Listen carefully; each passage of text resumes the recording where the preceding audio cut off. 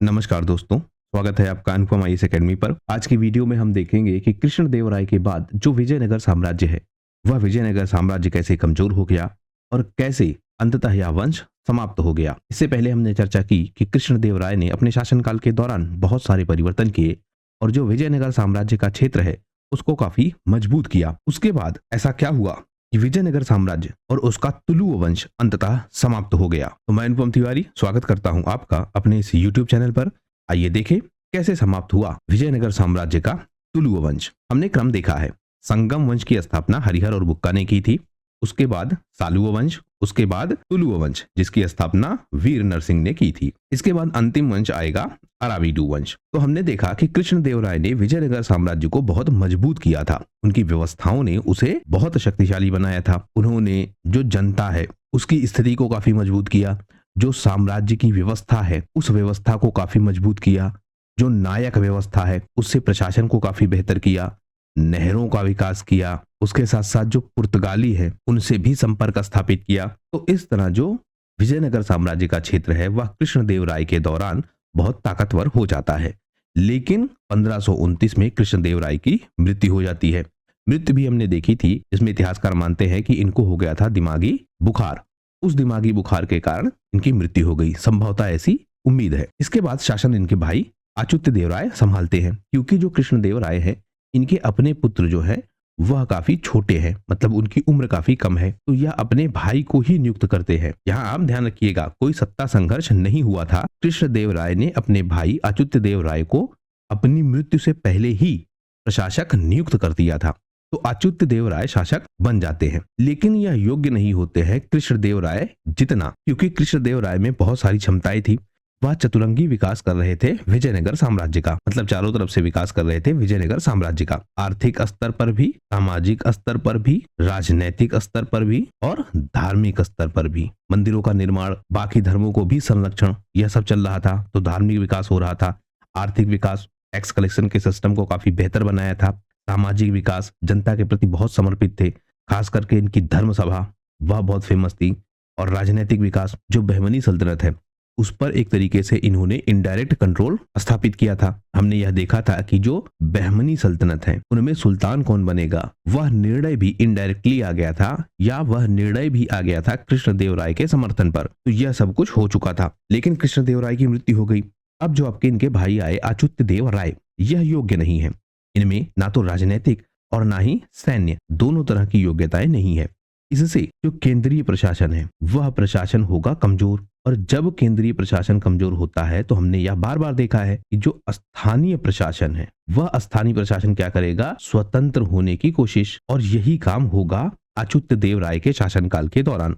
जो दरबारी गुटबाजी है, सामंतों की व्यवस्था है, नायकों की व्यवस्था है, यह सारी व्यवस्थाएं डिस्टर्ब हो जाएंगी। यह सब चाहेंगे कि इनका जो है स्वतंत्र क्षेत्र स्थापित हो जाए। अच्युत देव राय का शासनकाल 1529 से 1542 तक हमको दिखता है। आंतरिक षड्यंत्र खूब होते हैं। इसके साथ साथ एक व्यक्ति उभर कर आएगा यहाँ, राम राय। राम राय कौन था? राम राय था कृष्णदेव राय का दामाद, और इसको नियुक्त किया गया था एक सहायक के रूप में, जो राजनीतिक व्यवस्थाओं को भी देख रहा था। मतलब राजा थे आपके अच्युत देव राय, लेकिन व्यवस्थाओं को यह व्यक्ति भी देख रहा था। इसी का प्रभाव बाद में हम देखेंगे कि सबसे ज्यादा हो जाएगा। तो यह था आपका राम राय। 1542 में अच्युत देव राय की मृत्यु हो जाएगी, और उसके बाद शासन संभालेंगे उनके पुत्र वेंकटा देव राय। लेकिन बहुत कम उम्र में भी उनकी हत्या हो जाएगी और प्रशासनिक व्यवस्था डगमगाने लगेगी। लेकिन यहाँ आप ध्यान रखेंगे, रामा राय बने रहेंगे, ज्यादा नियंत्रण इन्हीं का रहेगा। तो अच्युत देव राय का शासनकाल है काफी डिस्टर्ब है। रामा राय प्रमुख व्यक्ति है, और इनकी मृत्यु के बाद इनके पुत्र राजा बनते हैं। अल्पायु में उनकी भी हत्या हो जाती है। तो यह एक बेसिक इंफॉर्मेशन है अच्युत देव राय की, लेकिन परीक्षाओं में ज्यादा पूछा जाता है, तो डिटेल से हम देख लेते हैं। इनसे जुड़ा एक सबसे फेमस चीज है कि जो आपका तूतीकोरन बंदरगाह है, वहां पर पुर्तगालियों का कब्जा हो जाता है। और यह बंदरगाह फेमस किस लिए है? अपने मोतियों के लिए। हमने कृष्णदेवराय के समय देखा कि पुर्तगालियों से संपर्क स्थापित हो चुका था, और उस संपर्क से जो विजयनगर साम्राज्य है उसको सहायता भी मिल रही थी। लेकिन यह संपर्क, क्योंकि यहाँ आप देखेंगे अब जो आपका राजा है वह राजा हो चुका है कमजोर, और जब राजा कमजोर है तो जितनी भी अलग अलग शक्तियां हैं वह सब ताकतवर ज्यादा होंगी या अपनी ताकत को ज्यादा दिखाने का प्रयास करेंगी। इसी क्रम में पुर्तगाली भी आए थे। पुर्तगालियों ने कृष्णदेवराय से संपर्क किया था, लेकिन उस समय क्योंकि कृष्णदेवराय ज्यादा ताकतवर थे तो वह ज्यादा लाभ उठा रहे थे। लेकिन अब जो उनका उत्तराधिकारी है अच्युत देवराय, यह कमजोर है, तो जाहिर सी बात है ज्यादा प्रभाव किसका होगा? पुर्तगालियों का। पुर्तगाली अब क्या करते हैं, जो विजयनगर साम्राज्य है, क्योंकि वहां पर जो राजनीतिक व्यवस्था है वह धीरे धीरे डिस्टर्ब हो रही है, तो इनके जो दक्षिण क्षेत्र है, अब देखिए सबसे पहले जो केंद्रीय क्षेत्र होता है वहां पर डिस्टरबेंस ना होकर जो आसपास का क्षेत्र है वहां पर डिस्टरबेंस ज्यादा होगा। इससे क्या होता है, जो प्रमुख क्षेत्र होते हैं, अब मान लेते हैं एक प्रशासनिक क्षेत्र है, यह हो गई इनकी राजधानी। अब हो सकता है यह दो आपके क्या हो, व्यापारिक केंद्र, यह दो आपके क्या हो, समुद्री तट। तो जब राजधानी क्षेत्र में जो प्रशासक है उसकी क्षमता कम होगी या उसका प्रभाव कम होगा, तो जो यह प्रमुख क्षेत्र हैं इन पर नियंत्रण की होड़ चलने लगेगी। जो आसपास की शक्तियां होंगी वह यह प्रयास करेंगी कि इन क्षेत्रों पर उनका अधिकार हो जाए। इसी तरह से जो अच्युत देव राय का शासनकाल है, इनके दौरान जो दक्षिण का क्षेत्र है वह क्या होगा, पुर्तगालियों की नजर में आ जाएगा। क्यों? क्योंकि यह समुद्री तट होंगे और इन समुद्री तटों से जो व्यापार है वह बड़ी मात्रा में होता था और पुर्तगाली व्यापार पर नियंत्रण स्थापित करना चाहते थे। और समुद्री तट ही क्यों? क्योंकि यहाँ पर ज्यादा प्रभावशाली थे पुर्तगाली। इनके पास जो नाव थी वह ज्यादा आधुनिक थी और उससे इन क्षेत्रों पर अपना प्रभाव यह ज्यादा दिखा पाते थे। इसी तरह का एक तट है तूतीकोरिन और यह तट ज्यादा फेमस था किसके लिए? मोतियों के व्यापार के लिए। पुर्तगालियों की जो दृष्टि है वह इस क्षेत्र पर पड़ती है और इस क्षेत्र से होने वाला यह जो मोतियों का व्यापार है उस पर वह अपना अधिकार चाहते हैं। तो जैसा हमने अभी चर्चा की कि जो तूतीकोरिन का क्षेत्र है वह मोतियों के लिए बहुत फेमस है, दक्षिण भारत का एक बंदरगाह है और पुर्तगालियों का उद्देश्य क्या है? इस पर नियंत्रण करना और इस व्यापार पर अपना प्रभाव स्थापित करना। अब यह पुर्तगाली करेंगे कैसे? सबसे पहले देखते हैं कि जो स्थानीय प्रशासक हैं, क्योंकि नायक व्यवस्था चल रही थी और अच्युत देवराय का प्रभाव कम हो चुका है, तो नायक व्यवस्था डिस्टर्ब होगी। नायक स्वतंत्र होने की कोशिश करेंगे, इसलिए नायकों का संघर्ष होगा अच्युत देव राय से। इसी क्रम में जो मदुरा का नायक है, सेतुपति का राजा है, यानी रामनाथपुरम का राजा, यानी मदुरै का नायक है। मदुरै का नायक मतलब विजयनगर साम्राज्य का नायक और सेतुपति का राजा है। यह दोनों क्या करते हैं? युद्ध करते हैं। युद्ध किस लिए करेंगे? जो मदुरै का नायक है, भले ही यह विजयनगर साम्राज्य के ज्यादा कंट्रोल में है और विजयनगर साम्राज्य के अंतर्गत है, लेकिन क्योंकि केंद्रीय प्रशासन कमजोर है तो यह जो आपका नायक है यह स्वतंत्र होने की कोशिश करेगा और अपनी स्वतंत्रता स्थापित करने के क्रम में यह स्थानीय शक्तियों से भी युद्ध करेगा।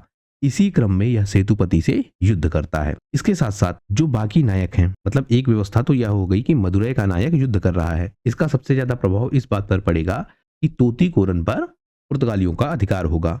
लेकिन इसके अलावा जो अन्य शासक हैं वह भी आपस में युद्ध कर रहे हैं। मतलब पुर्तगाली यह देखते हैं कि जो भारतीय राजा है इस समय वह आपस में युद्ध कर रहे हैं, जो केंद्रीय प्रशासन है वह कमजोर है, तो वह क्या करता है? इसी स्थिति का लाभ उठाता है। कैसे उठाएगा? क्योंकि इनके पास जो समुद्री शक्ति है वह बहुत ताकतवर है, इनके पास जो तोपखाने हैं वह बहुत शक्तिशाली है। तो इन्होंने क्या किया? जो सागरी मार्ग है, रास्ते हैं, उन मार्गों को रोक दिया। जो विजयनगर साम्राज्य का क्षेत्र है वह पहले से ही व्यापार के लिए बहुत फेमस था, तो जो इनके समुद्री तट है वह समुद्री तट व्यापारिक रूप से इंपॉर्टेंट थे, यहीं से व्यापार होता था। लेकिन इन्होंने क्या किया? नाकेबंदी कर दी, मतलब इस क्षेत्र को घेर लिया समुद्र में ही। इससे क्या हुआ? जो व्यापार है वह व्यापार हो गया डिस्टर्ब, और जब स्थानीय व्यापार डिस्टर्ब हो गया तो उससे क्या होगा? जो लोगों की आय है, स्थानीय लोगों की आय, वह आय भी घटने लगेगी और इससे स्थानीय लोग कमजोर होंगे। इसके अलावा इसने धार्मिक व्यवस्थाओं पर भी ज्यादा फोकस किया। जब हम पुर्तगालियों को पढ़ते हैं और उसके साथ साथ कंपैरिजन करते हैं अंग्रेजों को, तो हम यह देखते हैं कि अंग्रेज क्यों शक्तिशाली साबित हुए, क्यों अंग्रेज अपनी व्यवस्थाएं स्थापित कर पाए और क्यों पुर्तगाली नहीं कर पाए। तो इसमें एक प्रभाव हम यह देखते हैं कि पुर्तगाली धार्मिक रूप से बहुत हस्तक्षेप करना चाहते हैं। वह प्रारंभ से ही अपनी धार्मिक व्यवस्थाओं को ज्यादा आगे बढ़ाना चाहते हैं। इसी तरह यह दक्षिण भारत के क्षेत्र में भी हस्तक्षेप करते हैं। इन्होंने क्या किया? अपनी व्यवस्था को बढ़ाने के लिए जो स्थानीय मछुआरे हैं, मतलब जो मछली पकड़ने का काम करते हैं, उनसे संपर्क स्थापित किया और उनमें एक सबसे फेमस है परवा समुदाय। परवा समुदाय यह वह समुदाय था जो मोती पकड़ने का काम करता था। तो मछुआरों का एक समुदाय है। इन्होंने व्यवस्था क्या बनाई, जो स्थानीय मछुआरे हैं इनको ईसाई धर्म में कन्वर्ट किया जाए और कन्वर्ट करने के लिए बहुत सारा धन इनको दिया जाए, बहुत सारे प्रलोभन इनको दिए जाएं। इससे क्या हुआ, जो स्थानीय मछुआरे हैं वह धीरे धीरे ईसाई धर्म में परिवर्तित होने लगे। इसी परंपरा में, मतलब ईसाई धर्म में परिवर्तन करने की परंपरा में जो परवा समुदाय है, इस परवा समुदाय से संपर्क होता है पुर्तगालियों का। और पुर्तगाली क्या करते हैं, इस परवा समुदाय को कन्विंस कर ले जाते हैं, इनको बहुत सारा धन देते हैं और कहते हैं कि वह ईसाई धर्म को स्वीकार कर ले। तो जो परवा समुदाय वास्तव में मोती पकड़ने का काम करता था तूतीकोरिन बंदरगाह पर या फिर उसके आसपास के क्षेत्र पर, वह मिल जाते हैं पुर्तगालियों से। इसके बदले में जो परवा समुदाय के लोग हैं वह पुर्तगालियों के प्रति निष्ठावान हो जाते हैं और कहते हैं कि अब वह मोती निकालेंगे पुर्तगालियों के लिए। पहले क्या था, जो विजयनगर साम्राज्य का प्रभाव है, उस विजयनगर साम्राज्य का जो नायक है वह नायक स्थानीय रूप से शासन संभालता था। नायक कंट्रोल करते थे इस समुदाय को या परवा समुदाय को। परवा समुदाय मोती निकालता था और उसके बदले जो नायक है वह उसको पारिश्रमिक देते थे। लेकिन अब क्या हुआ, इस परवा समुदाय को अपनी तरफ मिला लिया पुर्तगालियों ने। इन्होंने कहा आप मोती हमारे लिए निकालिए। तो पुर्तगालियों के लिए मोती निकालने लगे परवा समुदाय के लोग। अब यह पूरी व्यवस्था डिस्टर्ब हो गई, इन्होंने सप्लाई को ही रोक दिया। इसके बाद जो स्थानीय शासक है उनसे संधियां की। स्थानीय शासक जैसे मदुरै का शासक है या जो अन्य स्थानीय शासक है उनसे संधियां की कि आप हमारी तरफ मिल जाइए और मिलकर हम लोग इस व्यापार पर कंट्रोल करें। जो नहीं मिले, जो नहीं चाहते थे कि वह पुर्तगालियों से मिले, उनसे क्या किया गया, बलपूर्वक उनको अपनी तरफ किया गया या उनको हराया गया। जो समर्थन से पुर्तगालियों की तरफ चले गए उनको समर्थन से, और जो नहीं गए उनको बलपूर्वक अपनी तरफ किसी तरीके से मिलाया गया। लेकिन इसका प्रभाव क्या हुआ, जो विजयनगर साम्राज्य का संपर्क है वह इन स्थानीय प्रशासकों से टूट गया। इन स्थानीय प्रशासकों का संपर्क या तो पुर्तगालियों से हो गया या फिर वह दबा दिए गए। कुल मिलाकर विजयनगर से वह अलग हो गए। इससे जो स्थानीय स्तर है वहां पर पुर्तगालियों का प्रभाव बढ़ने लगा। उन्होंने क्या किया, परवा समुदाय के या फिर जो अन्य छोटे छोटे समुदाय हैं जो पारंपरिक व्यवस्थाओं को देखते थे, जैसे मछली पकड़ने की व्यवस्था, या परवा समुदाय है जो मोती ज्यादा पकड़ता है, इन सबको अपनी तरफ कर लिया, इनका धार्मिक परिवर्तन करवाया, इन्हें अपनी तरफ जोड़ने लगे। इसके बाद बारी आई राजाओं की या फिर स्थानीय प्रशासकों की। उनको या तो संधियों के तहत या फिर जबरदस्ती अपनी तरफ मिला लिया। इससे जो स्थानीय स्तर है वहां पर पुर्तगालियों का प्रभाव बढ़ने लगा और विजयनगर साम्राज्य से इनकी दूरी भी होने लगी। एक व्यक्ति आता है, पुर्तगाली यात्री फर्नाओ नूनिज, यह विजयनगर साम्राज्य के विषय में बताता है। यह कहता है कि जो विजयनगर साम्राज्य का क्षेत्र है यह बहुत शक्तिशाली है, आर्थिक रूप से, सामाजिक रूप से, सैन्य रूप से और स्थापत्य कला के रूप में भी यह बहुत शक्तिशाली है। उस समय जो विजयनगर साम्राज्य का क्षेत्र है वहां पर अच्युत देव राय का शासन था। यह बताता है कि इनकी जो राजधानी है हम्पी बहुत प्रभावशाली है और वहां पर बहुत सारा जो विकास का कार्य है वह इनको दिखता है। वहां पर जो दीवारें हैं वह बहुत मजबूत है, सुरक्षा व्यवस्था बहुत मजबूत है, शहर में जो योजनाबद्ध सड़कें हैं वह भी इनको दिखती है। यह बाजारों की भी बहुत तारीफ करते हैं। यानी जो हम्पी का क्षेत्र है वह बहुत शक्तिशाली है। यह बताते हैं कि यहाँ का जो व्यापार है वह भी बहुत बेहतर स्थिति में है। हीरे का व्यापार, मोती का व्यापार, रत्नों का व्यापार, मसालों का व्यापार, हाथी दांत, यह सब बड़ी मात्रा में होते हैं। अरब के व्यापारी, फारस के व्यापारी और पुर्तगाली, इन सब का प्रभाव है। यानी विजयनगर साम्राज्य का जो केंद्र है हम्पी, वह अभी भी शक्तिशाली बना हुआ था और जो स्थानीय स्तर है वहां पर धीरे धीरे कमजोर हो रहा था। ये जो आपके फरनाओ है यह सिंचाई व्यवस्था की भी बात करते हैं। यह बताते हैं कि यहाँ अच्छे बांध हैं, तालाब हैं और सबसे ज्यादा वह विवरण देते हैं कमलपुरम बांध का, जिसको कृष्णदेव राय ने बनवाया था या उनके शासनकाल के दौरान बना था। या सेना व्यवस्था की, युद्ध कौशल की, इनकी भी तारीफ करते हैं। धर्म और समाज की भी तारीफ करते हैं और बताते हैं कि यहाँ पर जो हिंदू धर्म है वह सबसे प्रमुख है। यहाँ पर मंदिरों पर, त्योहारों पर, धार्मिक उत्सवों पर बहुत ध्यान दिया जाता है, बहुत भव्य तरीके से इन पर खर्च किया जाता है। यह चर्चा करते हैं विट्ठल स्वामी मंदिर की, हजाराराम मंदिर की, जिनको विजयनगर साम्राज्य ने स्टेब्लिश किया था। जाति व्यवस्था की भी बात करते हैं और जो ब्राह्मण व्यवस्था है या ब्राह्मणवादी व्यवस्था है उसकी भी बात करते हैं। यह भी बताते हैं कि जो मुस्लिम आक्रमण है, स्पेशली बहमनी साम्राज्य, उनका खतरा लगातार बना हुआ है, लेकिन विजयनगर साम्राज्य उनसे निपट पा रहा है। कुल मिलाकर जो विजयनगर साम्राज्य की राजनीतिक स्थिति है अच्युत देव राय के शासनकाल के दौरान, उसके विषय में यह बताते हैं कि जो दरबारी षड्यंत्र है वह तेजी के साथ होने लगे हैं। गुटबाजी की स्थिति बनी हुई है और जो प्रभाव है राज्य पर उसमें राम राय का ही प्रभाव है। तो नूनिज बहुत कुछ बताते हैं इस स्थिति के बारे में जो उस समय विजयनगर साम्राज्य में उनको दिखती है या फिर अच्युत देव राय के समय दिखती है विजयनगर साम्राज्य में। जब विजयनगर साम्राज्य में नायक व्यवस्था स्वतंत्र होने लगी तो इस पर कंट्रोल के लिए अच्युत देव राय ने एक प्रयास किया, महामंडलेश्वर की नियुक्ति। नायक व्यवस्था स्वतंत्र हो रही थी, नायक प्रशासनिक नियंत्रण अपने पास ले रहे थे, तो इन पर फिर से नियंत्रण स्थापित करने के लिए महामंडलेश्वर की व्यवस्था अपनाई गई। ये अधिकारी नियुक्त किए गए। इससे जो सत्ता क्षेत्र है, प्रशासनिक क्षेत्र है, उस पर नियंत्रण स्थापित किया जाए जो कमजोर हो रहा था, क्योंकि जो स्थानीय गवर्नर है और जो नायक है वह स्वतंत्र हो रहे हैं। तो महामंडलेश्वर की नियुक्ति कर कर इनको कंट्रोल करना था, यानी प्रांतीय शासन पर नियंत्रण स्थापित कैसे हो, इसके लिए महामंडलेश्वर की नियुक्ति की गई। महामंडलेश्वर को नियुक्त करने के बाद इन्हें प्रांतों में भेजा गया और वहां पर जो राजस्व व्यवस्था है, न्याय व्यवस्था है और सेना की जिम्मेदारी है वह दी गई महामंडलेश्वर को। और महामंडलेश्वर से कहा गया कि वह इन पर अपना नियंत्रण स्थापित करे। महामंडलेश्वर को बहुत सारी शक्तियां भी दी गई और यही शक्तियां बाद में फिर से संकट खड़ा करेंगी। महामंडलेश्वर जो विदेशी संबंध है, क्योंकि जितनी भी स्थितियां खराब हो रही हैं उन स्थितियों पर नियंत्रण स्थापित करने के लिए महामंडलेश्वर की नियुक्ति की गई थी। तो यह जो विदेशी शक्तियां हैं जो ताकतवर हो रही हैं इनसे भी संपर्क स्थापित करेंगे, मतलब इनसे भी जो व्यवस्थाएं हैं उनको ठीक करेंगे। उसके साथ साथ जो युद्धों की स्थिति है, खास करके जो गोलकुंडा के राजा हैं, बीजापुर के राजा हैं, जिनसे पहले भी विवाद था, उन सब से भी निपटना था। तो महामंडलेश्वर को मुख्यतः क्या काम दिए गए थे? सबसे पहले जो प्रांतों का प्रशासन है वह चलाएंगे महामंडलेश्वर। उसके बाद जो स्थानीय नायक हैं और जो सामंत हैं उन पर नियंत्रण होगा महामंडलेश्वर का। जो कर वसूली की व्यवस्था है उसे भी यह देखेंगे। जो सेना की व्यवस्था है और सीमाओं की सुरक्षा की व्यवस्था है उसे भी यह देखेंगे। कुल मिलाकर जो राजा की आज्ञा है उसके अनुसार जो स्थानीय प्रशासन है उसे देखेंगे महामंडलेश्वर। तो इन जिम्मेदारियों के साथ महामंडलेश्वर की नियुक्ति हुई और महामंडलेश्वर अब यह कोशिश करेंगे कि प्रशासन को वह देखें, लेकिन महामंडलेश्वर व्यवस्था फेल कर जाएगी। क्यों फेल करेगी? क्योंकि महामंडलेश्वर को भी नायकों की तरह ही शक्ति दी गई थी और जब नायकों की तरह ही शक्ति दी गई थी तो यह भी क्या करेंगे? स्वतंत्र होने की कोशिश, क्योंकि मूल व्यवस्था तो वही है।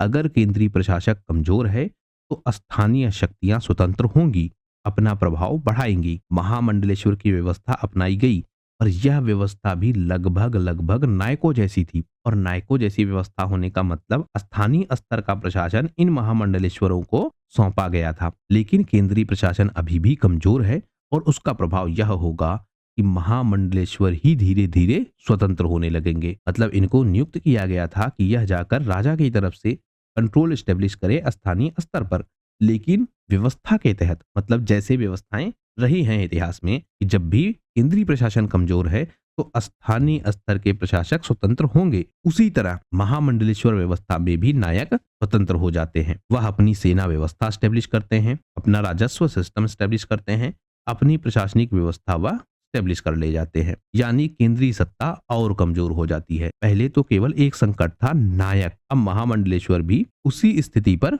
आ चुके हैं। यह भी केंद्रीय प्रशासन को कमजोर कर रहे हैं और अपनी स्वतंत्रता स्थापित कर रहे हैं। लेकिन इसके बाद भी जब अच्युत देव राय का प्रशासन था तो महामंडलेश्वर व्यवस्था ने कुछ लाभ पहुंचाया विजयनगर साम्राज्य को। लेकिन जब इनकी मृत्यु हो गई अच्युत देव राय की, उसके बाद जो उत्तराधिकार का संकट है, क्योंकि इनके उत्तराधिकारी को भी बहुत कम उम्र में ही मार दिया गया था, उनकी हत्या की गई थी। तो जो महामंडलेश्वर है यह व्यवस्था और कमजोर हो जाती है और ज्यादा यह अपना नियंत्रण स्थापित करने लगते हैं स्थानीय स्तर पर।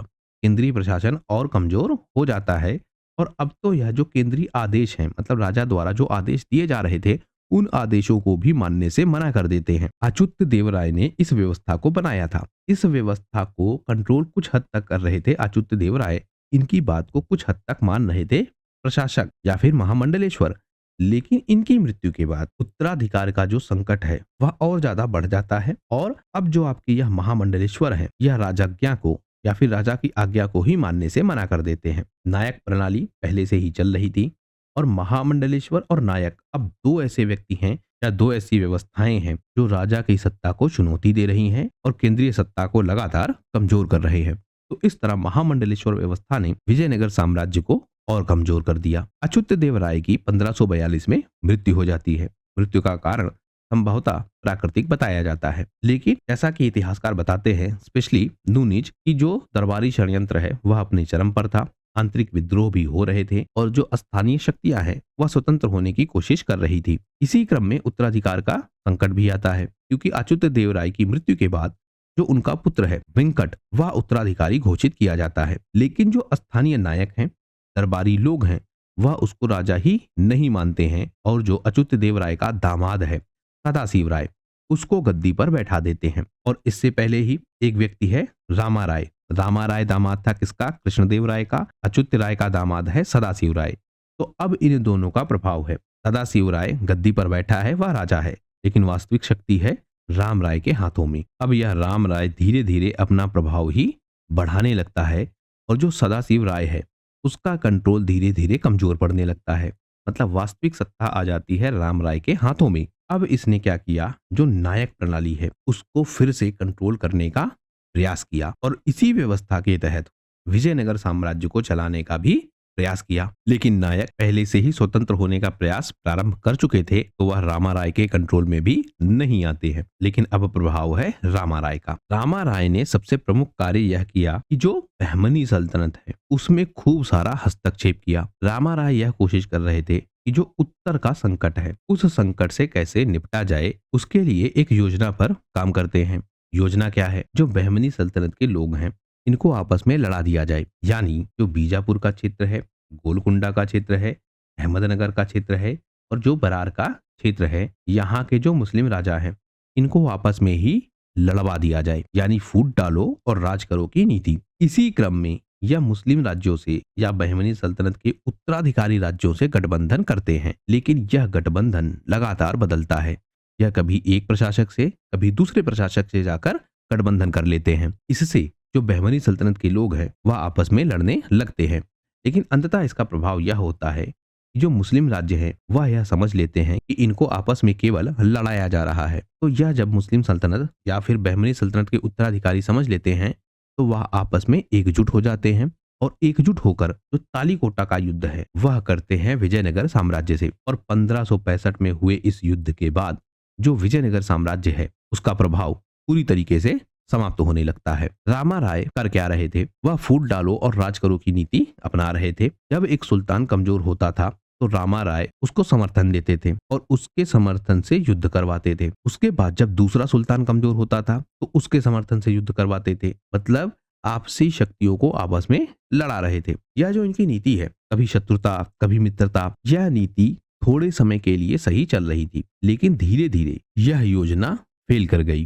जैसे इन्होंने क्या किया, बीजापुर और गोलकुंडा के बीच संघर्ष चल रहा था। इसी तरह से जो अहमदनगर का क्षेत्र है उससे भी संघर्ष चल रहा था। तो यह कभी बीजापुर की तरफ होते, कभी गोलकुंडा की तरफ होते, कभी अहमदनगर की तरफ होते, एक दूसरे की तरफ से होते हुए या आपस में इनको लड़ा रहे थे। इसके अलावा इन्होंने देखा था कि जो इनका प्रशासन है यानी विजयनगर का प्रशासन, उसमें बड़ी संख्या में मुस्लिम सैनिक हैं। तो यह क्या करते हैं, जो बहमनी सल्तनत है उनकी सेनाओं में हिंदू सेना नायकों की नियुक्ति करवाते हैं। यानी जिस तरह की सैन्य व्यवस्था विजयनगर साम्राज्य की है और जिस तरह का संकट विजयनगर साम्राज्य फेस कर सकता है और जिसको फेस भी किया, तो उसी तरह की व्यवस्था यह बनाना चाहते हैं बहमनी सल्तनत में। वहां पर हिंदुओं की नियुक्ति करवाना यह इनकी रणनीति का हिस्सा थी। तो इन्होंने बहुत सारे हिंदुओं की नियुक्ति करवा दी। लेकिन अंततः क्या होता है, इसका नुकसान होता है, क्योंकि जो सुल्तान है वह इस नीति को समझ जाते हैं और वह क्या करते हैं, इस तरह से सैन्य व्यवस्था में हस्तक्षेप हो रहा है धर्म के आधार पर। यानी रामा राय क्या कर रहे हैं, हिंदू सैनिकों की नियुक्ति करवा रहे हैं बहमनी सल्तनत में। और इससे प्रयास यह है कि भविष्य में अगर कभी आवश्यकता हो तो धर्म के आधार पर भी युद्धों को करवाया जा सके। यह बात जब मुस्लिम सल्तनत को पता लगती है या उनको समझ में आती है तो वह भी यही काम करते हैं। क्योंकि जो विजयनगर साम्राज्य का क्षेत्र है वहां पर पहले से ही बड़ी संख्या में मुस्लिम सैनिकों की नियुक्ति थी। तो इन्होंने इन मुस्लिम सैनिकों से संपर्क साधा और इन्हें अपनी तरफ करने की कोशिश की। तो रामा राय की नीति यह थी कि वह किसी तरीके से जो विजयनगर साम्राज्य है उसका प्रभाव बढ़ा सके। लेकिन इस तरह की नीति इसने क्यों अपनाई? क्योंकि इसको शुरुआती स्तर पर काफी लाभ मिला। जैसे दक्कन पर इसका प्रभाव काफी बढ़ गया। एक चीज आप यहाँ और ध्यान रखिएगा, हमने बात की थी कृष्णदेव राय की, और कृष्णदेव राय का प्रभाव भी था बहमनी सल्तनत पर। यानी वहां पर राजा कौन बनेगा, यह बात कहीं ना कहीं कृष्णदेव राय तय करने लगे थे। और यह भी चाहता था कि इसका प्रभाव इतना हो जाए कि जो दक्कन का क्षेत्र है वहां पर प्रशासक कौन होगा वह उसके कंट्रोल में आ जाए। लेकिन इसने जो नीति अपनाई वह नीति बहुत डेंजरस थी। इसने धार्मिक स्तर पर हस्तक्षेप किया, प्रशासनिक स्तर पर हस्तक्षेप किया, लेकिन इसने युद्ध भी करवाए खूब सारे, मतलब आपस में लड़ाकर धार्मिक हस्तक्षेप करके यह अपना प्रभाव बढ़ा रहा था। लेकिन कृष्णदेव राय ने इन नीतियों के तहत नहीं बल्कि अपनी व्यक्तिगत योग्यता के आधार पर इस शक्ति को या इस प्रभाव को अर्जित किया था कि वह बहमनी सल्तनत में हस्तक्षेप कर सके। रामा राय यही चाहता था कि वह भी कृष्णदेव राय की तरह अपना प्रभाव बना पाए, लेकिन वह नीतियां गलत अपना रहा था। रामा राय यह कोशिश कर रहा था कि उसके साम्राज्य की जो आय है वह आय बढ़ जाए और जो नायक प्रणाली है वह नायक प्रणाली भी उसके कंट्रोल में आ जाए। यह कोशिश कर रहा था कि जो विजयनगर साम्राज्य का क्षेत्र है वह बढ़ जाए और उसका प्रभाव स्थापित हो जाए। इसके साथ साथ यह भी कोशिश कर रहा था कि जिस तरह मुस्लिम सैनिक बड़ी संख्या में है विजयनगर साम्राज्य में, उसी तरह बड़ी संख्या में हो जाए हिंदू सैनिक बहमनी सल्तनत में। इससे क्या होगा, अगर भविष्य में कभी भी युद्ध हो तो उस युद्ध में जो विजयनगर साम्राज्य है वह धर्म के आधार पर कमजोर ना पड़े। इसलिए राम राय ने यह सारी नीतियां अपनाई थी। लेकिन फिर क्या हुआ, जो अहमदनगर का शासक है हुसैन निजाम शाह, इसने क्या किया, जो दक्कन की यह सल्तनतें हैं या दक्कन की यह शक्तियां हैं या हम कहे बहमनी सल्तनत के उत्तराधिकारी, इनको आपस में मिला लिया। यह बताने लगा कि अगर रामा राय इन्हीं नीतियों के साथ चलता रहेगा तो बहमनी सल्तनत आपस में ही लड़कर खत्म हो जाएगी या उसके उत्तराधिकारी आपस में ही लड़कर समाप्त हो जाएंगे। इसके अलावा जो यह निजाम शाह है इसकी अपनी व्यक्तिगत रूप से भी दुश्मनी थी रामा राय से। क्यों, रामा राय ने पहले इसको हराया था और हराने के बाद इसका अपमान किया था, मतलब एक युद्ध में यह हारा था रामा राय से। इसलिए यह कोशिश कर रहा था कि रामा राय का जो प्रभाव है उस प्रभाव को समाप्त किया जाए। वह बहमनी सल्तनत के उत्तराधिकारियों से संपर्क स्थापित करता है, उनको एकजुट करने की कोशिश करता है और यह समझा पाता है कि जो रामा राय कर रहा है वह केवल और केवल यह है कि वह इन शक्तियों को आपस में लड़ा रहा है। यानी रामा राय की जो नीति है फूट डालो और राज करो की, वह नीति समझा ले जाता है निजाम शाह। इससे जो बीजापुर के सुल्तान हैं, गोलकुंडा के सुल्तान हैं और बीदर के सुल्तान हैं, यह सुल्तान यह समझ पाते हैं कि रामा राय उन सबके लिए खतरा है और उन्हें एकजुट होना चाहिए। इसी क्रम में बीजापुर का सुल्तान अली आदिल शाह प्रथम, गोलकुंडा का सुल्तान इब्राहिम कुतुब शाह, बीदर और बरार, इन सब को एक करने की कोशिश की जाती है। लेकिन एक तथ्य आप ध्यान रखेंगे, बरार शामिल नहीं हुआ था क्योंकि बरार और गोलकुंडा के बीच पहले से ही शत्रुता थी और उस गठबंधन में जिसमें गोलकुंडा शामिल है उसमें बरार शामिल नहीं होता है। तो दक्कन की शक्तियां एक हो रही हैं, एक होकर वह विजयनगर साम्राज्य से युद्ध की तैयारी कर रही हैं, लेकिन बरार शामिल नहीं हो रहा है, बाकी शक्तियां शामिल हो जा रही हैं। इसके बाद युद्ध होता है कालीकोटा का या राक्षसी अंगड़ी का युद्ध। यह युद्ध 23 जनवरी 1565 को होता है। अब यह युद्ध शुरू कैसे हुआ उसे समझते हैं। बीजापुर का सुल्तान है अली आदिल शाह प्रथम, यह डिमांड करता है किससे, रामा राय से, कि वह कुछ किले उसको सौंप दे, जैसे रायचूर का किला, मुगदल का किला और अदोनी का किला। अब सिंपल सी बात है कि यहाँ रामा राय शक्तिशाली है, उनका प्रभाव ज्यादा है, तो वह मना कर देंगे। जब वह मना कर देंगे तो युद्ध की स्थिति बन जाएगी। युद्ध होगा तालीकोटा का युद्ध और 70 वर्षीय रामा राय इस युद्ध में लड़ता है, लेकिन अंततः उसको मार दिया जाता है। इस क्रम में भी हम देखते हैं, मतलब इस हार के क्रम में भी हम देखते हैं कि जो नीति है, नीति कौन सी, धर्म के आधार पर सैनिकों की नियुक्ति, यह नीति ही सबसे ज्यादा काम करती है। क्यों, क्योंकि जो विजयनगर साम्राज्य में मुस्लिम सैनिक हैं बड़ी संख्या में, वह सैनिक धोखा दे जाते हैं अंततः और वह जाकर मिल जाते हैं बहमनी गठबंधन में। यानी युद्ध हो रहा था, युद्ध के मैदान में जो मुस्लिम सैनिक थे बड़ी संख्या में वह विजयनगर साम्राज्य की तरफ से लड़ रहे थे, लेकिन बहमनी सुल्तानों ने क्या किया, इन सैनिकों को अपनी तरफ मिला लिया, क्योंकि इन्होंने जो गठजोड़ बनाया था वह गठजोड़ ही धार्मिक आधार पर था। यह कह रहे थे कि जो हम लोग आपस में लड़ रहे हैं इसका फायदा उठा रहा है विजयनगर साम्राज्य, तो हमको आपस में एक हो जाना चाहिए। और एक होने का जो आधार था वह आधार था धर्म, तो धर्म के आधार पर यह एक हुए थे। इसी एकता के क्रम में वह जो मुस्लिम सैनिक हैं विजयनगर साम्राज्य में, उन्हें भी अपनी तरफ कर ले जाते हैं और युद्ध के मैदान में यह सैनिक धोखा दे जाते हैं। इसके अलावा जो रामाराय की नीतियां हैं, वह नीतियां क्योंकि बहुत सटीक नहीं थी, बहुत लंबे समय तक ऐसी नीतियों से किसी भी प्रशासनिक क्षेत्र को नहीं चलाया जा सकता, तो यह नीति भी फेल कर गई। दक्कन के सैनिक और उनकी एकता ज्यादा प्रभावशाली रही और विजयनगर साम्राज्य इस युद्ध को हार गया। इस युद्ध में दो व्यक्ति बहुत फेमस है, एक हैदर गिलानी, दूसरा कुतुब गिलानी। यह दोनों मुस्लिम सेनापति थे और यह लड़ रहे थे विजयनगर साम्राज्य की तरफ से। जब यह युद्ध हुआ, उस युद्ध के दौरान यह दोनों चले जाते हैं बहमनी सल्तनत की तरफ, यानी विजयनगर साम्राज्य का साथ छोड़ देते हैं और दक्कन की सेनाओं से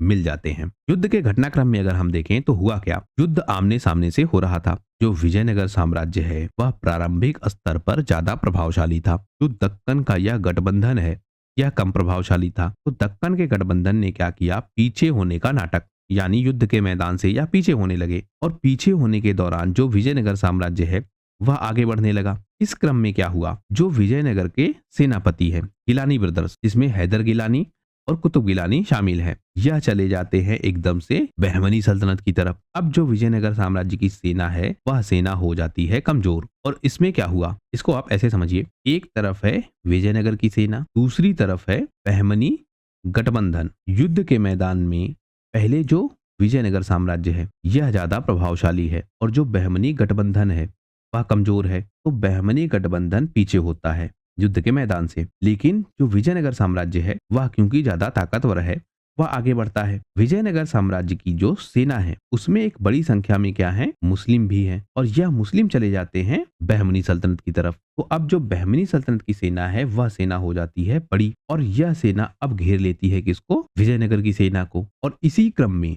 जो रामाराय है वह पकड़ा जाता है और उसकी हत्या कर दी जाती है। तो इस तरह से यह युद्ध बहमनी गठबंधन जीत जाता है। युद्ध के बाद क्या हुआ, रामाराय तो मारा जा चुका था। इसके बाद जो विजयनगर साम्राज्य का क्षेत्र है, स्पेशली हम्पी को खूब लूटा जाता है और कहते हैं कि यह लूट लगभग 5 महीनों तक चलती रही। कई सारे इतिहासों का रेफरेंस पहले जो इस्तेमाल किया गया है जिसमें यह बताया गया है कि हम्पी पहले से ही बहुत शक्तिशाली था, व्यापार का बहुत बड़ा केंद्र था। वह इसीलिए था कि जो तालीकोटा का युद्ध हुआ उसके बाद जिस तरह से हम्पी को 5 महीनों तक लूटा गया, उस बात को जस्टिफाई किया जा सके कि हम्पी इतना ताकतवर था, उसका प्रभाव इतना था कि 5 महीनों तक उसको लूटा जा सका। रामाराय का जो भाई है तिरुमल राय, यह बचे हुए सैनिकों को इकट्ठा करता है, शाही परिवार को इकट्ठा करता है और चला जाता है दक्षिण की तरफ, क्योंकि उत्तर की तरफ से ही हमले हो रहे थे। बहमनी सल्तनत वहीं पर ज्यादा प्रभावशाली थी। तो तालीकोटा के युद्ध के बाद जो विजयनगर का क्षेत्र है वह कमजोर हो गया और इसकी राजधानी को लूटा गया। एक राइटर है रॉबर्ट सेवेल, यह अपनी किताब अ फॉरगॉटन एम्पायर में लिखते हैं कि जो विजयनगर साम्राज्य का क्षेत्र है वह बहुत प्रभावशाली है, वह बहुत शक्तिशाली है। लेकिन यहाँ एक अंतर आप ध्यान रखिएगा, कई सारी किताबों में यह बात लिखी है कि जो सेवेल हैं यह प्रत्यक्षदर्शी थे, यानी इन्होंने देखा था तालीकोटा के युद्ध में। लेकिन जब आप इस चीज को ठीक से समझेंगे या इस चीज का ठीक से रिसर्च करेंगे तो आप पाएंगे कि वह नहीं थे युद्ध के मैदान में। लेकिन कई सारी किताबों में यह लिखा है, इसलिए आप इस नाम को ध्यान रखिएगा। परीक्षाओं में पूछा जाएगा और ऑप्शन आपके सामने केवल यही आएगा तो आपको टिक लगाना होगा, लेकिन यह टेक्निकली गलत है। कैसे, मैं आपको बताता हूँ। सेवेल का जन्म हुआ था 1845 में। सबसे पहली चीज, इसका जन्म ही बाद में हुआ है, तो यह युद्ध के मैदान में कैसे था। और इसकी किताब प्रकाशित हुई पहली बार 1900 में। यह मद्रास प्रेसिडेंसी आया था, यह बात ठीक है, लेकिन जिस समय की बात की जा रही है उस समय नहीं आया था। इसका जो विवरण है वह पायस और फर्नाओ नूनिज के विवरणों पर आधारित है। यह आए थे विजयनगर साम्राज्य के क्षेत्र में और इन्होंने विजयनगर साम्राज्य के विषय में बताया था। लेकिन युद्ध के दौरान, यानी जब तालीकोटा का युद्ध हुआ, उस समय इनमें से भी कोई नहीं आया था, यानी युद्ध का कोई सीधा प्रत्यक्षदर्शी यूरोपियन नहीं था। डोमिंगो पायस ने और फर्नाओ नूनिज ने जिस तरह के विवरण दिए हैं उनको आधार बनाया गया और आधार बनाकर रॉबर्ट सेवेल ने यह पुस्तक लिखी है, प्रत्यक्ष रूप से नहीं देखा है। इसके साथ साथ जो फारसी इतिहासकार हैं, मुस्लिम लेखक हैं, जैसे निजामुद्दीन अहमद, फरीद उद्दीन अब्द उल कादिर, यह सब ज्यादा डिटेल में बताते हैं तालीकोटा के युद्ध के विषय में। तो इनके विवरण प्लस आपके यूरोपीय लोगों के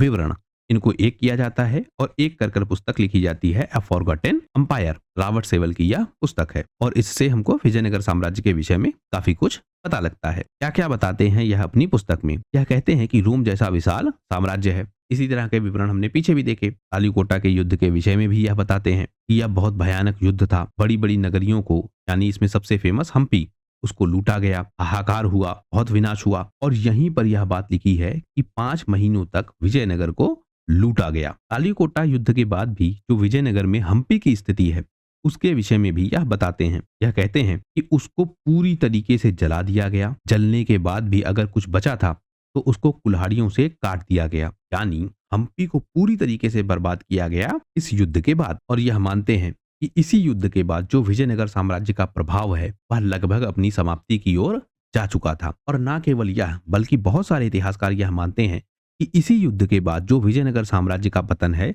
वह उनको दिखने लगता है। वास्तविक कारण यही युद्ध था जिससे अंततः विजयनगर साम्राज्य समाप्त हो गया। इसके अलावा एक लेखक और है, सीजर फ्रेडरिक। इनकी किताब है व्यागी फट्टी नेल्ला इंडिया ओरिएंटेला। यह पुर्तगाली भाषा में है, इसलिए आपको यह नाम ऐसा दिख रहा है। इसका जो हिंदी मतलब है वह यह हुआ पूर्वी भारत में की गई यात्राएं। तो यात्राओं का यह विवरण है, इसमें भी बताया गया है। क्योंकि यह इटली का एक व्यापारी है और 1563 से 1581 तक यह भारत और अन्य क्षेत्रों में यात्रा करता है, यानी पूर्वी भारत में या एशिया के पूर्वी भाग में यह यात्रा करता है। यह भी इस युद्ध के विषय में बताता है। और युद्ध के बाद सबसे जल्दी यानी 1565 में युद्ध हुआ और 1567 में यह पहुंचता है विजयनगर साम्राज्य के इस क्षेत्र में। यह भी हम्पी के विषय में बताता है। यह लिखता है कि यह कभी एक समृद्ध और महान नगर था, लेकिन अब खंडहरों में बदल गया है। शहर को पूरी तरह लूटा गया और आग में झोंक दिया गया है। अब यहाँ केवल जंगली जानवर घूमते हैं। तो यह भी विवरण देता है हम्पी के क्षेत्र का। तो सीजर फ्रेडरिक सबसे जल्दी आया था तालीकोटा युद्ध के बाद। इस तरह इनकी किताबें भी पूछी जाती हैं, यह भी आप ध्यान रखिएगा। तो सीजर फ्रेडरिक और रॉबर्ट सेवेल यह दोनों विवरण देते हैं इस युद्ध का। रॉबर्ट सेवेल के विषय में आप ध्यान रखिएगा, प्रत्यक्षदर्शी लिखा गया है कई सारी किताबों में। तो इस तरह से जो विजयनगर साम्राज्य है वहां पर तुलु वंश समाप्त हो जाता है। अब अगला वंश आएगा अराभिडू वंश, लेकिन उसकी चर्चा हम आने वाले वीडियोज में करेंगे। इस वीडियो में फिलहाल सिर्फ इतना ही। वीडियो यदि पसंद आया हो तो प्लीज शेयर कीजिए अपने दोस्तों के साथ, सब्सक्राइब कीजिए इस चैनल को। आपका हमसे जुड़ने के लिए बहुत बहुत धन्यवाद। आपका दिन शुभ हो।